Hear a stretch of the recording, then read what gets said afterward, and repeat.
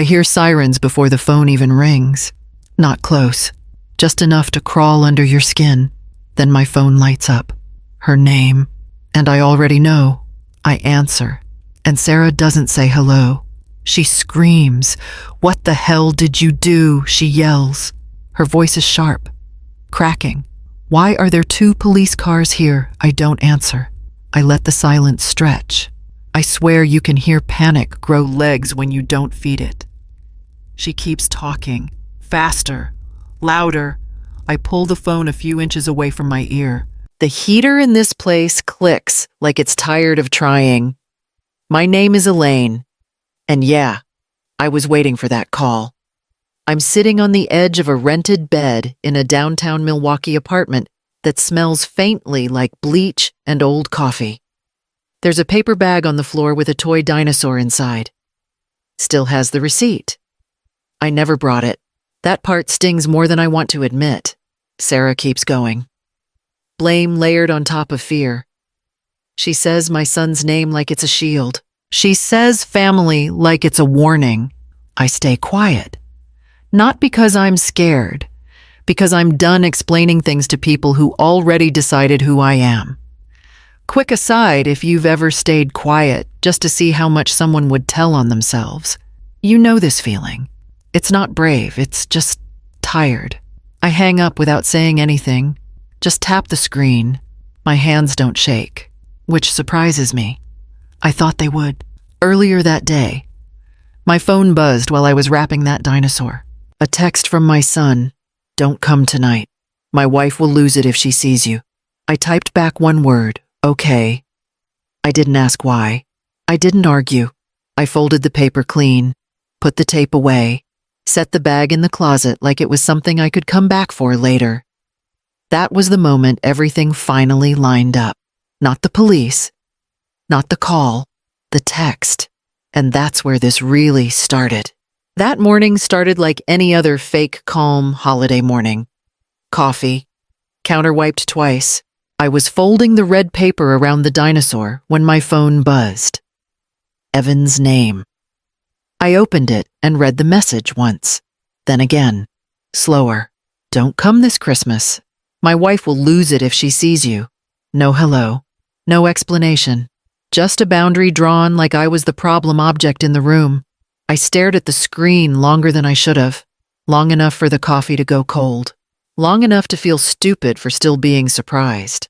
I typed back, "Okay," one word. No punctuation, clean, polite. The kind of answer people use when they don't want to fight and also don't want to beg. The phone didn't buzz again. I slid the dinosaur back into the bag. The paper crinkled louder than it needed to. I pushed the bag into the hall closet and shut the door with my foot. Like it might argue with me if I used my hands. I went to the sink and washed my hands. Soap, rinse. Again.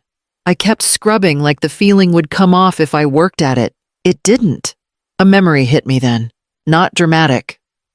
Just Evan, years ago, telling me, "Let Sarah handle it. She's better with details." I believed him. That was my first mistake, one of many. Quick pause here. This is the part where people expect tears or yelling. I didn't do either. I just stood there, hands wet, realizing how easy it had been for them to decide I wasn't welcome. When you get told to stay away enough times, you stop arguing, you start planning. By the time I dried my hands, I already knew I wasn't going to that house again, not like they thought. 3 years earlier, I sold my condo, clean sale, no drama. The money went straight into Evan's new logistics company. He stood at my kitchen table, eyes bright, talking about routes and growth and timing. I nodded like I understood all of it. I didn't. I just wanted him steady, just until we're on our feet. He told me, temporary. That word gets heavy if you let it sit too long. I moved into the spare room, watched my grandson during the day, pickups, snacks, baths, normal stuff. Sarah hovered at first, then relaxed, then started directing traffic. "You shouldn't worry about forms," she told me one afternoon, sliding a folder across the table. You've had a lot on your plate. I believe that. I was tired. Grief does that.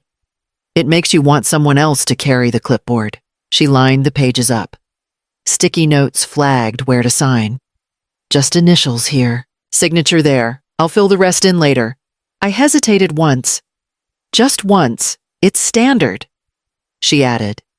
Insurance. School. Bank stuff. So I signed. After that, it became routine. Papers showed up. I signed.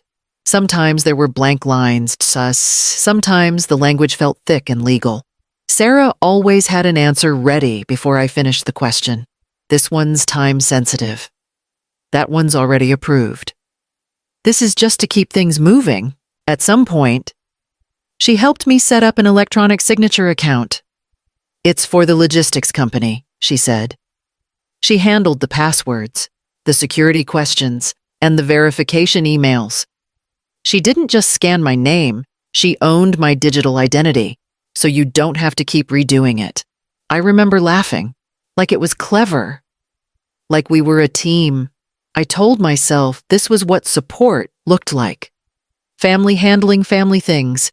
No need to read every line, no need to slow things down. Evan trusted her. That felt like enough. There's a sound I still hear when I think about that time. The scrape of paper against the table. The soft click of her phone camera when she scanned my name. Small sounds. Easy to ignore. Once, I asked Evan if I should be more involved. He waved it off without looking up from his laptop. Sarah's got it. You've done enough. That sentence settled something into place. Not comfort. Permission. Looking back, my signature stopped being a choice. It turned into a reflex. A habit. Something I handed over without realizing I was handing over myself. I didn't think of it as giving up control. I thought I was helping them breathe. The envelope showed up on a Tuesday. Plain, no logo. Addressed to a version of me that hadn't lived there in years. I almost tossed it. Junk has a smell to it. This didn't. Just paper and ink. Clean. Inside was a bank notice. Formal tone. Too calm. It listed changes to the house account. Authorized contact updated. Legal representative reassigned. My name appeared once, then disappeared, like it had never belonged there. I sat down hard. Not because of money, because you don't erase a name by accident. I called the bank, waited, held, click. The woman on the line asked for verification. I gave it. She paused. I'm showing email notifications sent to a different address. She told me, that isn't mine. I said, it's been listed as primary for several months. Several months. So who authorized the change? She hesitated. It was processed with a valid signature on file. That word again. Signature. I asked for the date. She gave it. I wrote it down on the back of the envelope with a pen that barely worked. My hand cramped. Not from age, from anger, trying to stay quiet. I hung up and stood there longer than I needed to. The room felt off. Like a chair pulled out when you're about to sit. Small thing, big consequence. Quick break here. This is where people think you immediately storm into the kitchen and confront everyone. I didn't. I've learned yelling just gives people time to rewrite the story. I checked old emails. Nothing. Notifications had been rerouted clean. Whoever did it knew exactly where to click. I folded the letter twice and slid it into my purse. Not a folder. I wanted it close.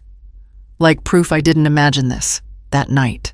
Evan talked about holiday plans like nothing had shifted. I listened, nodded, counted the seconds between his sentences. Something had already moved without me, and now I knew where to look next. I waited until the house emptied out. Evan left for work. Sarah took my grandson to a birthday party. The silence felt borrowed, like I had a small window before it closed. The file drawer stuck when I pulled it, paper on paper. Old warranties, school forms, then a thin folder I didn't recognize. I checked the date. It was marked 3 days after I came home from urgent care. I was still weak, sleeping most of the day. Sarah must have brought a mobile notary who didn't ask questions, or someone who didn't care if I was actually awake when I supposedly signed. I remembered the plastic wristband, the nurse telling me to sip water slowly. I still had the discharge papers in a folder at home. I sat down because my knees told me to. My hands shook, then stopped. I didn't cry. I didn't yell. I pulled my phone out and took a picture. Then another. Closer. Then one with the date clear. I backed them up twice. Once to the cloud. Once to an old flash drive I kept for tax stuff. I put the paper back exactly where it was, lined up the edges, closed the drawer the same way it had been. Later, Sarah breezed in. Keys loud on the counter. "Everything okay?" she asked. Too casual. "Fine," I told her. "Just tired." She smiled. The kind that expects agreement. I remembered something she'd mentioned years ago. Over dinner, how she used to work in property administration. Deeds, filings, routine stuff. She'd called it. Like it was folding laundry. That's when the shape of it clicked. This wasn't sloppy. It wasn't rushed. It was practiced. Quick pause. This is where people think you confront the person and demand answers. That only works if the other person feels shame. I already knew she didn't. That night, Evan talked about cash flow and holiday schedules. I nodded along, counted breaths. Let them think the floor was solid. I went to bed knowing 2 things. The paper was real, and silence, for now, was still my move. I waited until Evan was alone. No Sarah, no kid noise. Just him scrolling on his phone like nothing underneath mattered. "I need to ask you something," I told him. Kept my voice even. Careful, like you handle glass. He glanced up, then back down. "Make it quick.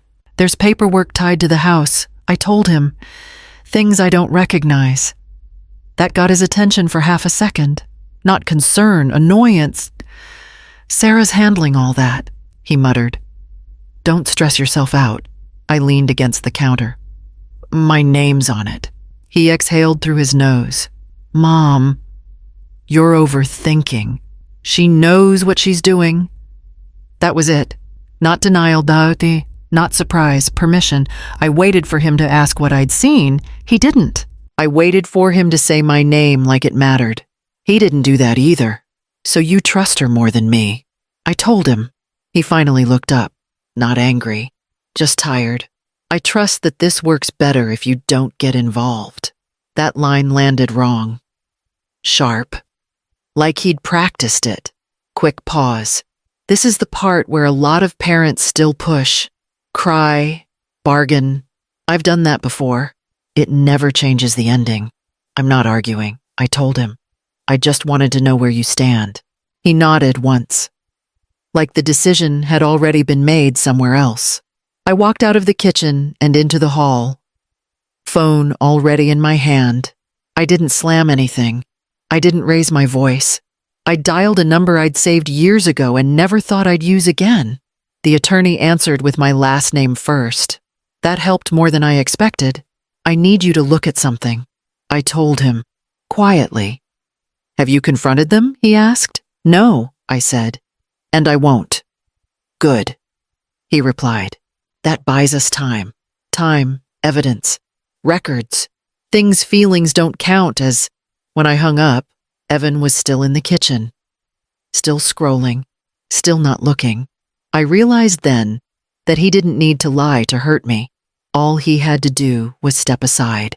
The attorney didn't rush it. He laid the papers out in a line. Tapped once, then again, like he was teaching me a pattern. Forged authority, he told me. Rerouted notices, helpful paperwork. It's clean, clean how I asked. Clean enough that no one looks twice. He slid 1 page forward. "Until you do." I recognized my name in places it shouldn't be.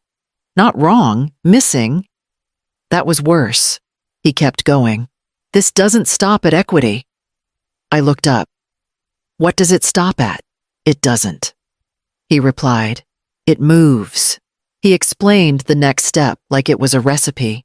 Statements from family. Notes about confusion.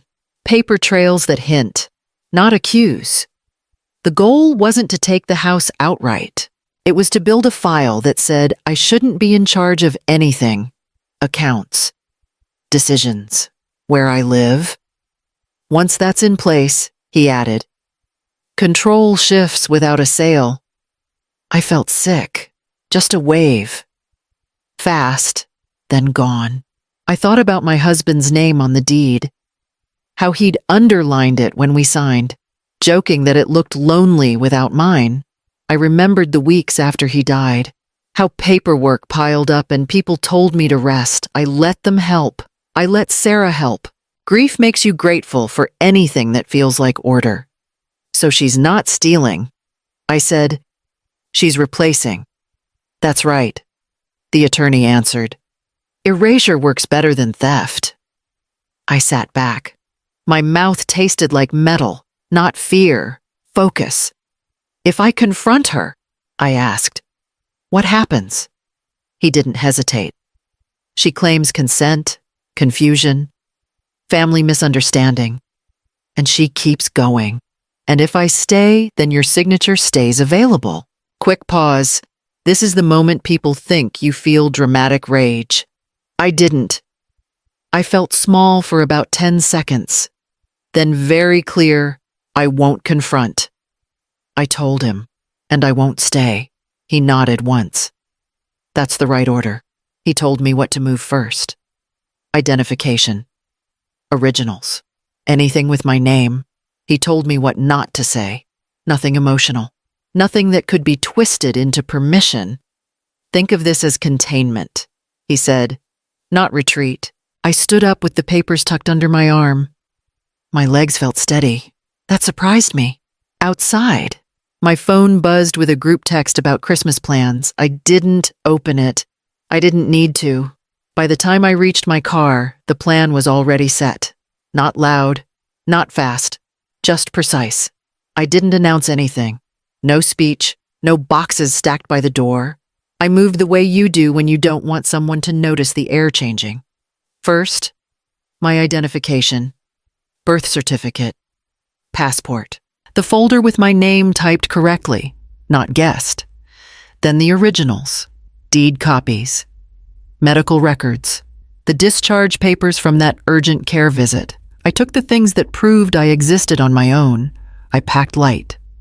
Clothes, one photo of my husband, nothing that could be used to say I was confused or sentimental. My attorney called while I was loading the trunk. Have you told them? He asked. No. Good. Once you confront, they'll create consent, or confusion, or both. I locked the car and leaned against it for a second. Not tired, just steadying. The house behind me was quiet. That bothered me more than noise. I didn't go far. A short-term rental downtown, neutral, clean, no shared history. I paid in advance, no one else's name on the paperwork. That afternoon, I filed the complaints, identity verification, signature forgery. I kept the language flat. Dates, facts, attachments, no feelings. Feelings don't scan well. At the bank, I requested access logs, contact changes, email reroutes. The clerk asked if I wanted to wait until after Christmas to avoid complications. No, I told her. I want the records now. She nodded, like she understood more than she was allowed to say. Quick pause, leaving like this, looks soft from the outside. It isn't. It's the only way to shut the door without slamming it and breaking your own hand. That night, Evan texted asking where I'd gone. I didn't answer. Silence keeps things from mutating. By the time I unpacked, the requests were logged, timed, unemotional. I sat on the edge of the bed and felt something loosen in my chest. Not relief, control. Whatever Sarah thought she covered, I'd moved out from under it. Now the trail belonged to the system. I didn't see the party. I heard about it later. Secondhand. The way news always travels when people think you're already finished. Sarah hosted. Big smiles. Loud laughs. She wore the kind of confidence that comes from believing no one's watching the details. She told people I needed space, that I understood boundaries now, like it was growth, like it was mutual. Evan didn't correct her. He never does. Silence is his favorite shield. Someone asked where I was. She's taking time, Sarah replied. It's better this way. I didn't post anything, didn't check photos, didn't block anyone either. Blocking looks reactive. I stayed still and let the requests I filed move on their own. Earlier that afternoon, my attorney texted one line. Records are in review. That was enough. Another message came in from Evan. You okay? I stared at it, long enough to feel the old pull. The habit of reassuring him so he wouldn't have to choose. I set the phone down instead. Sarah believed I wouldn't do anything because I'm his mother, because mothers absorb damage quietly, because family smooths things over when paperwork gets messy. That belief gave her room to relax, to host, to talk too much.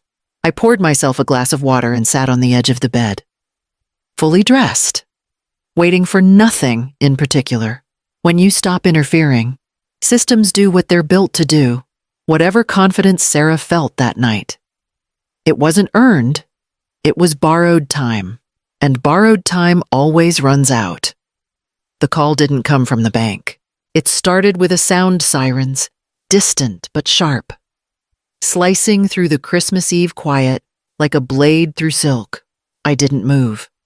I didn't need to check the window to know the system had finally found the friction I'd left behind. Later, I learned the details. The bank's fraud algorithm had flagged the pattern I triggered the sudden IP address change, the access logs I'd requested, and the mismatch between my digital ID and the wet ink signatures Sarah had filed. When a bank detects elder financial abuse, they don't ask for permission, they freeze. That night, the police didn't arrive to make an arrest. They arrived for a welfare check and to serve an emergency temporary restraining order on the property assets. Sarah was mid-toast when the music died.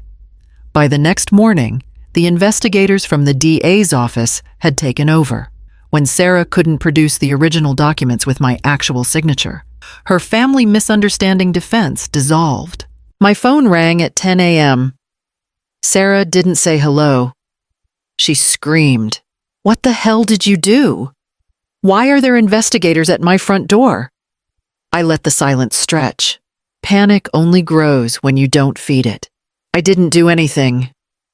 Sarah, I said, my voice as level as the horizon. I just stopped letting you sign my name.